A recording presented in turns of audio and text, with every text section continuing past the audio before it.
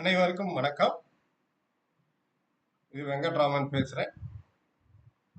இன்னைக்கு ஒரு பங்கு வாங்குவதற்கு முன் பார்க்க வேண்டியதுல பார்ட் 4. இதுல இன்னைக்கு நம்ம பார்க்க போறது லாபத்தை பற்றி. ஒரு கம்பெனி லாபம் அடைவதை எவ்வாறு நாம் பார்ப்பது. டீட்டெயிலா பார்க்கணும்னா நிறைய பார்க்கலாம். பட் டுடே இன்னைக்கு நம்ம ஒரு குறுகிய அளவுல ஜென்ரலா பார்த்தா அதுதான் நம்ம இப்ப பார்க்கணும். சரி, ஒரு கம்பெனியோட லாபத்தை எவ்வாறு பிரிப்பது? இது 3 வகையாக பிரிக்கலாம். அதாவது கிராஸ் ப்ராஃபிட் என்று சொல்வார்கள், அதாவது மொத்த லாபம் என்று குறிப்பிடுவார்கள். அப்புறம் நடைமுறை லாபம், தட் இஸ் ஆப்ரேட்டிங் ப்ராஃபிட் என்று ஆங்கிலத்தில் கூறுவார்கள். அண்டு நிகர லாபம் மூன்றாவது.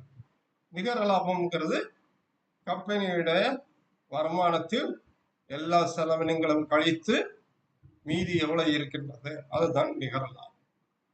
ஓகே, இது மாதிரி தான் நம்ம பார்க்கணும். சரி, கிராஸ் ப்ராஃபிட் மார்ஜின், மொத்த லாபம் என்பது என்ன? ஒரு கம்பெனியுடைய வருமானத்தில், மொத்த வருமானத்தில் அதனுடைய ப்ராடக்ட் தயார் பண்ணியிருப்பாங்க, இல்லைன்னா ஏதாச்சும் சர்வீசஸ் பண்ணியிருப்பாங்க, அதனுடைய குட்ஸ் சோல்டுன்னு சொல்லுவாங்க. அதாவது அது விற்பனை செய்யப்பட்டது. இது ரெண்டு மட்டும் தான் கணக்கில் இருப்பாங்க மொத்த லாபத்தில். அதாவது வருமானம் மைனஸ் அந்த ப்ராடக்ட் உற்பத்தி பண்ணது, சேல்ஸ் பண்ணதுல எவ்வளவு, இது மட்டும்தான் மொத்த லாபத்தில் காண்பிப்பாங்க. இதை எப்படி பார்ப்பது? இதை ஒரு 5 வருடங்களுக்கு இதனுடைய கிராஸ் ப்ராஃபிட், மொத்த லாபம் எப்படி இருக்கிறது என்று இந்த கம்பெனிக்கு பார்க்க வேண்டும். அது வளர்ந்து கொண்டிருக்கிறதா என்பதையும் பார்க்க வேண்டும்.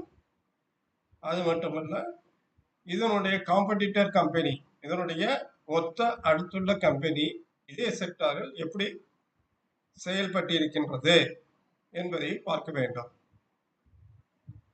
இது மொத்த லாபம். சரி, அடுத்தது நடைமுறை லாபம். நடைமுறை லாபம், தட் இஸ் ஆப்ரேட்டிங் ப்ராஃபிட். இது என்பது என்றால் இதனுடைய லாபம், மொத்த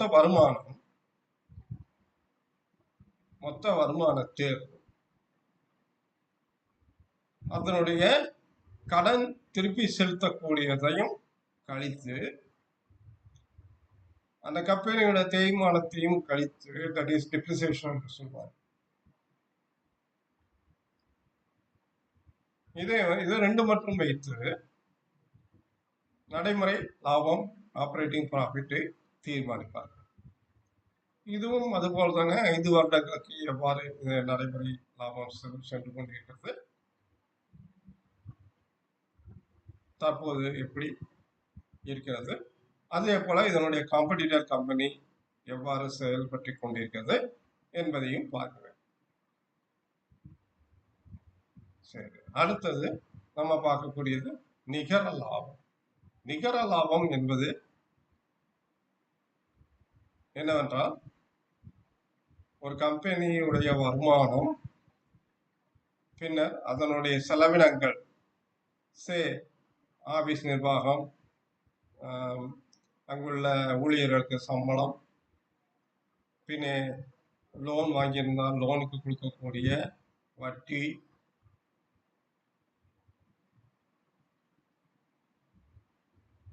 அப்புறம் கவர்மெண்ட்டுக்கு ஏதெങ്കിലും வரி செலுத்த வேண்டியது என்றால் அது. ஸோ இங்க பல எக்ஸ்பென்சஸும் சேர்ந்தது கழித்து பாக்கி உள்ளதுதான் நிகர லாபம். அதாவது நிகர லாபம் என்பது வருமானத்தில் அனைத்து செலவினங்களும் கழித்து கடைசியில் காண்பிப்பது நிகர லாபம். இந்த நிகர லாபத்தை எப்படி எப்படி பார்ப்பது? இதுவும் நாம் 5 வருடங்களுக்கு இந்த கம்பெனியுடைய நிகர லாபம் எவ்வாறு செயல்பட்டுக் கொண்டிருக்கிறது என்பதையும் கவனிக்க வேண்டும். அதுபோல இதனுடைய ஒத்த சேம் ஒரே துறையில் உள்ள அடுத்த கம்பெனி எவ்வாறு செயல்பட்டு கொண்டிருக்கிறது என்பதையும் பார்க்க வேண்டும். இது ரெண்டையும் கம்பேர் செய்து இந்த கம்பெனியுடைய லாபத்தில் எவ்வாறு செயல்பட்டு கொண்டிருக்கிறது என்பதை தீர்மானிக்க வேண்டும். இதில் நமக்கு சம்டைம்ஸ் இந்த கம்பெனி வந்து நிறைய கடன் வாங்கியிருந்தால் அதனுடைய வட்டி இது செலவினங்களில் பெருசாக காண்பிக்க வேண்டும். அது போலவே சில வருடங்களில் வருமானம் வரி செலுத்துவது கூடுதலாக இருந்தால் அதையும் இதில் கழிக்க வேண்டும். ஸோ இது போல அனைத்து செலவினங்களும் ஒவ்வொரு செலவினங்களையும் அதனுடைய ஹெட் என்று சொல்வார், அதனுடைய ஒவ்வொரு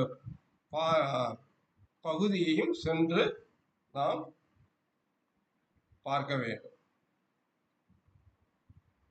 இப்படி பார்த்தோமானால் நம்மளுடைய நாம் ஒரு பங்கு வாங்குவதற்கு முன் என்ன செய்ய வேண்டும், இதனுடைய லாப நோக்கு எவ்வாறு சென்று கொண்டிருக்கிறது என்பது ஓரளவு நமக்கு தெளிவாக தெரியும்.